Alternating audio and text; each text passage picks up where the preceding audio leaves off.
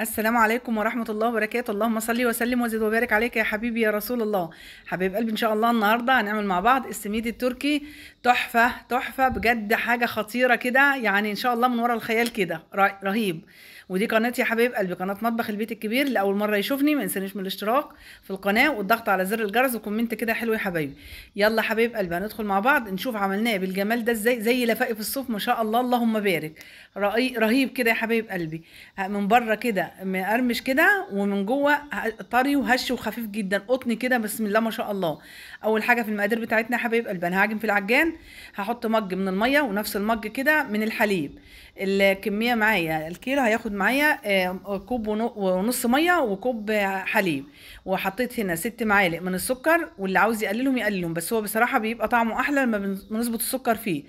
وحطيت معلقه ونص كبار من الخميره. هندوبهم كويس جدا جدا مع بعض كده في العجان بالمضرب. واللي متاكد من الخميره بتاعته يا حبايب قلبي هيعجن على طول.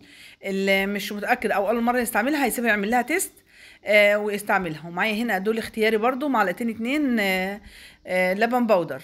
معايا النص المج ده هركنه على جنب لحد ما اشوف، عشان على حسب امتصاص نوع الدقيق، والدقيق ده بيبقى بيختلف من نوع للتاني في امتصاصه للسوائل.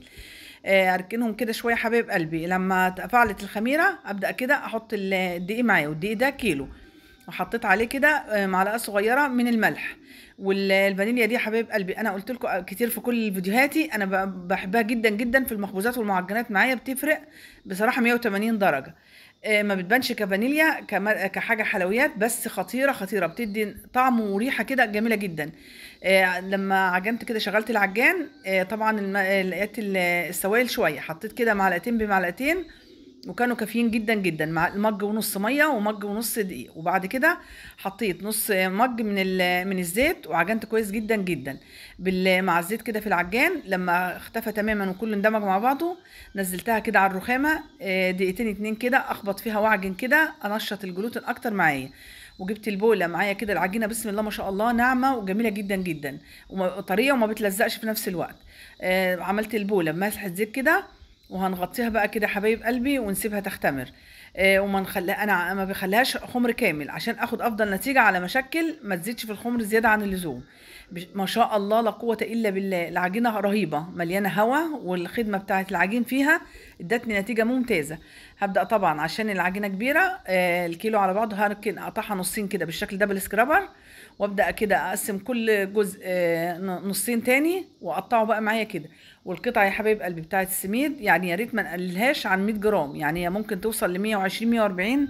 بتبقى السميده لو احنا عاوزينها كبيره. انا خليتها 100 جرام معايا، معقولة جدا جدا.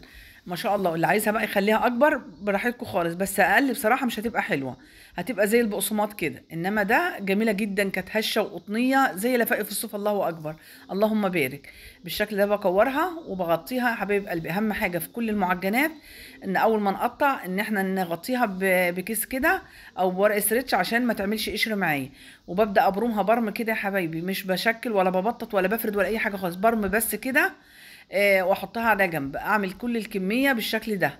عشان بعد كده دي لما بعملها بالمنظر ده كده بصراحه بتبقى خطيره. بعد كده في الفرد بتبقى سهله جدا جدا جدا، بتكون ارتاحت وتفرد معايا بقى كويس قوي. بفردها كده، ارفعها بقدر المستطاع زي البقسماط بالظبط. وبعد ما اخد الطول اللي انا عايزاه والحجم اللي انا عايزاه بلف ايديا عكس بعض، وارفعها كده بتلف لوحدها ما شاء الله لا قوه الا بالله زي ما حضراتكم شايفين كده. واخد الطرفين اضغط عليهم كويس جدا جدا، وبعدين احطهم جوه كده في جوه بعض والفها كده عليها. لو لقيتها لسه بترد العجينه معايا اركنها على جنب بالشكل ده. هنشوف مع بعض هنعمل كل الكميه بالشكل ده. اول ما بنلفها يا حبايب قلبي ونركنها نغطيها كده، بنيجي بقى نفردها زي ما حضراتكم شايفين كده، بتتفرد معايا بكل سهوله ما شاء الله لا قوه الا بالله. في اخر الفرد كده لما خدت المقاس اللي انا عايزاه الفها عكس بعض، ايد لورا وايد لقدام، ارفعها كده بسم الله ما شاء الله جميله خطيره خطيره. وكل لما يكون العجين معايا عرقه قوي ومخدومه كويس جدا جدا في العجين، باخد افضل نتيجه اثناء اللف. والاجمل بقى نتيجه اثناء التسويه وبعد التسويه، بتبقى رهيبه. شايفين ايديا يا حبايب قلبي، ايد لورا وايد لقدام، ايد لورا وايد لقدام، برفعها بتبرم لوحدها كده بالشكل ده. واللي مش بيعرف يرفعها تبرم كده، لو ما برمتش معاكي بنبرمها كده بايدينا، بنقسمها نصين ونلف بايدنا كده، بتتبرم بكل سهوله. ما شاء الله لا كل قوه الا بالله. عملنا كل الكميه، انا عملت معاكم 4 اهوت بالشكل ده اهو يا حبايب قلبي. برفعها كده وابرم ايد من تحت وايد من فوق. يا رب يكون المعلومه عارفه اوصلها لكم بامر الله. وهدخل كده الاطراف، اضغط عليها وادخلها في الجزء اللي هو من تحت اللي هو بيبقى مفتوح كده بالشكل ده. واهم حاجه وانا بلفها واشكلها كده لازم اغطيها على طول، عشان برضو ما تنشفش معايا او تعمل معايا قشره وتبقى مش احسن حاجه. هجيب بقى كده بولتين صينيتين، بس يا ريت تبقى حاجات مفروده بالشكل ده. انا جبت الصينيتين بالشكل ده بتاعت البسبوسه، حطيت في جزء سمسم، والسمسم ده انا كان ني وانا محمصاه. يا ريت ما نحمصوش غامق يا حبايبي. والصينيه التانية جبت ده دبس التمر او عسل اسمر. ولو عاوزين طريقه دبس التمر انا عاملاه ده يا حبايبي، انا اللي عاملاه. لو عاوزين الطريقه بتاعته قولوا لي في الكومنتات ان شاء الله انزلها لكم.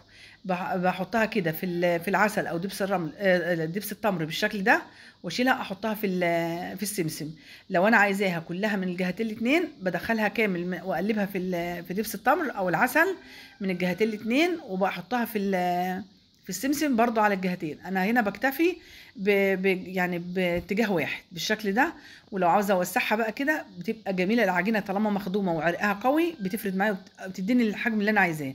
بس الحجم ده كان بالنسبه لي انا مرضي جدا جدا. لو عاوزين تكبروها بقى تبقى سميده من الكبيره، هنكبر القطعيه ونفردها برضو اثناء التشكيل قبل السمسم كده. بحطها في الصواني كلها، شكلت كل الكميه بالشكل ده.